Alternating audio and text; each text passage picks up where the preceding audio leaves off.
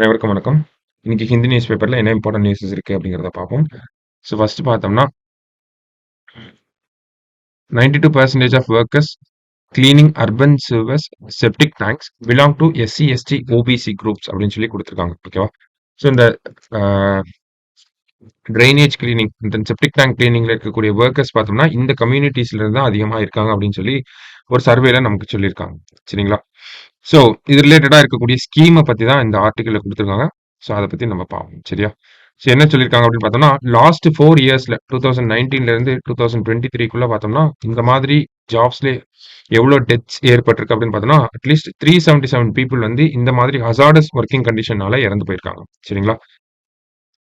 அப்ப ministry of social justice and empowerment வந்து பார்த்தோம்னா 2023ல இந்த ஸ்கீம் கொண்டு வராங்க. நமஸ்தே அப்படிங்கிற ஸ்கீம். ஃபர்ஸ்ட் நமஸ்தே அப்படிங்கிற ஸ்கீம் யாரோட ரிலேட் ஆயிருக்கு அப்படின்னு கூட கேட்கலாம். நமக்கு இந்த செப்டிக் டேங்க் கிளீனிங், சூவர் கிளீனிங் அதோட ரிலேட் ஆகி வரக்கூடிய ஒரு ஸ்கீம்.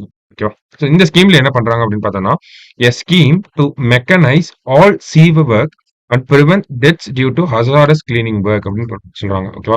அப்ப இந்த மாதிரி இருக்கக்கூடிய ஜாப்ஸை வந்து மெக்கானைஸ் பண்ணணும் அப்படின்னு சொல்றாங்க. மெக்கானைஸ் இந்த சென்ஸ் ரோபோட்டிக்ஸை வந்து உள்ள கொண்டு வர்றது, மெக்கானிக்கல் இன்ஸ்ட்ருமெண்ட்ஸ் வந்து உள்ள கொண்டு வந்து இந்த ஹசார்டஸா இருக்கக்கூடிய ஒர்க்கிங் கண்டிஷன்ஸை நான் ஹசார்டஸா மாத்தி அதனால ஏற்படக்கூடிய இறப்புகளை கம்மி பண்ணணும் அப்படிங்கறதா இந்த திட்டம். ஓகேவா?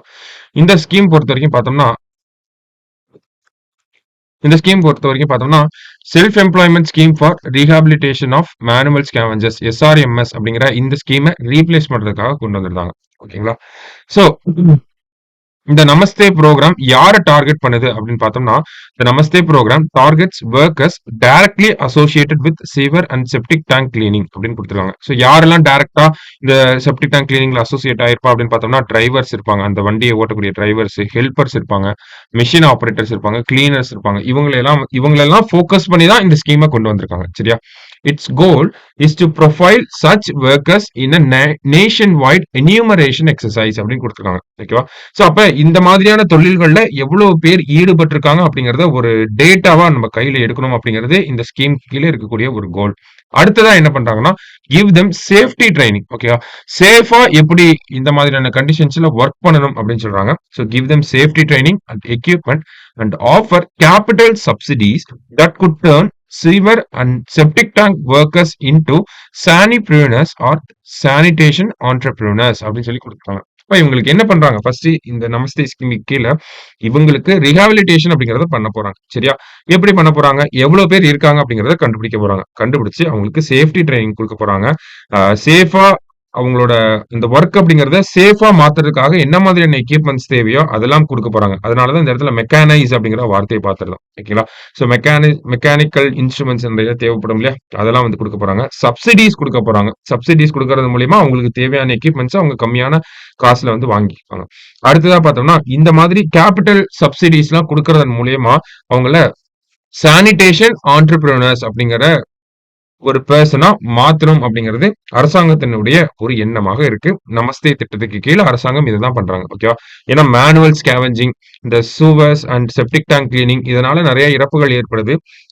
இந்த மாதிரியான வேலைகள்ல ரொபாட்டிக்ஸை வந்து கொண்டு வரணுங்கிறது நிறைய ப்ராஜெக்ட்ஸ் வந்து நிறைய வருஷங்களாவே போயிட்டு தான் இருக்கு.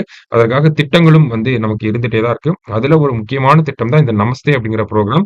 அதுல இருக்கக்கூடிய வேலையாட்களை வந்து அதுல இறங்கி வேலை செய்யறதுக்கு பதிலா அவங்களுக்கு கேபிட்டல் சப்சிடிஸ் கொடுக்கறது மூலியமா, ஒரு லோன் கொடுக்கறது மூலியமா அவங்க அதுல யூஸ் பண்ணக்கூடிய இன்ஸ்ட்ருமெண்ட்ஸ் அந்த ரொபாட்டிக்ஸ் அதெல்லாம் வாங்கி அதன் மூலியமா இவங்க வந்து அந்த பிசினஸ் நடத்தணும் அப்படிங்கறதா அரசாங்கம் இந்த ஒரு ஸ்கீம் கொண்டு வந்திருக்காங்க. சரியா? நமஸ்தே ஸ்கீம் இதெல்லாம் நமக்கு மெயின்ஸ் பாயிண்ட் ஆஃப் வியூல யூஸ் ஆகும். சரியா? அடுத்ததா பார்த்தோம்னா இன்னொரு ஸ்கீம் இதே மாதிரி பார்த்தோம்னா சமீபத்துல ஒரு ஸ்கீம் வந்திருக்கு. என்ன அப்படின்னு பார்த்தோம்னா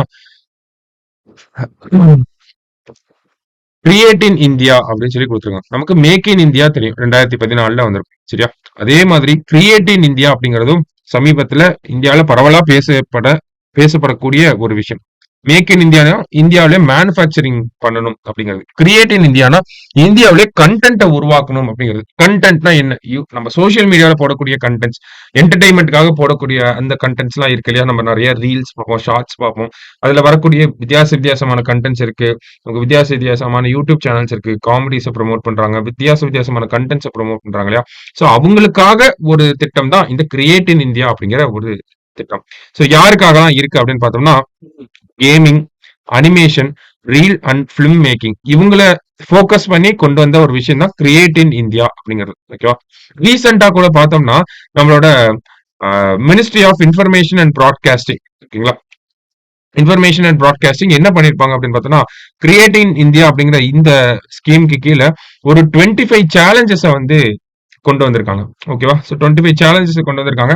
அது இப்ப டிஃபரெண்டா இருக்கும். அனிமேஷன், ரீல் மேக்கிங் அந்த மாரி இருக்கும். நெறைய சேலஞ்சஸ் வந்து குடுத்துருப்பாங்க. அதுல இருக்கக்கூடிய கன்டென்ட்ஸ வந்து ஒரு சேலஞ்சா எடுத்துக்கிட்டு, இந்த கன்டென்ட் அந்த பர்ட்டிகுலர் கன்டென்ட் மேக்கர்ஸ்லாம் அத பண்ணணும் அப்படிங்கிறது தான் அந்த ஒரு விஷயம். சரிங்களா? ஸோ எதுக்காக அப்படின்னு பார்த்தோம்னா, to promote more talent and creativity. அதுக்காக தான் அந்த 25 சேலஞ்சஸ் அப்படிங்கிறத கொண்டு வந்திருக்காங்க. ஓகேவா?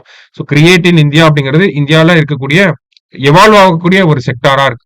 ஓகேங்களா? இந்த reel making, film making, gaming, animation ரீசெண்டா கூட நம்ம எலெக்ஷனுக்கு முன்னாடி பார்த்தோம்னா, பிரைம் மினிஸ்டர் நெறைய கேமர்ஸ போய் மீட் பண்ணியிருப்பாரு. அவங்க செக்டார்ல என்ன மாதிரியான நடவடிக்கைகளை எடுக்கணும் அப்படிங்கிறதெல்லாம் கேட்டு அறிஞ்சிருப்பாரு. சரிங்களா?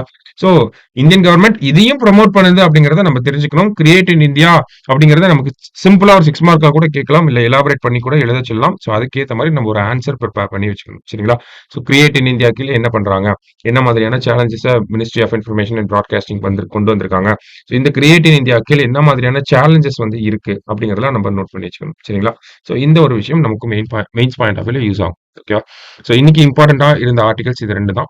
நாளைக்கு நியூஸ் பேப்பர் ரீடிங்ல மீட் பண்ணலாம். Thank you.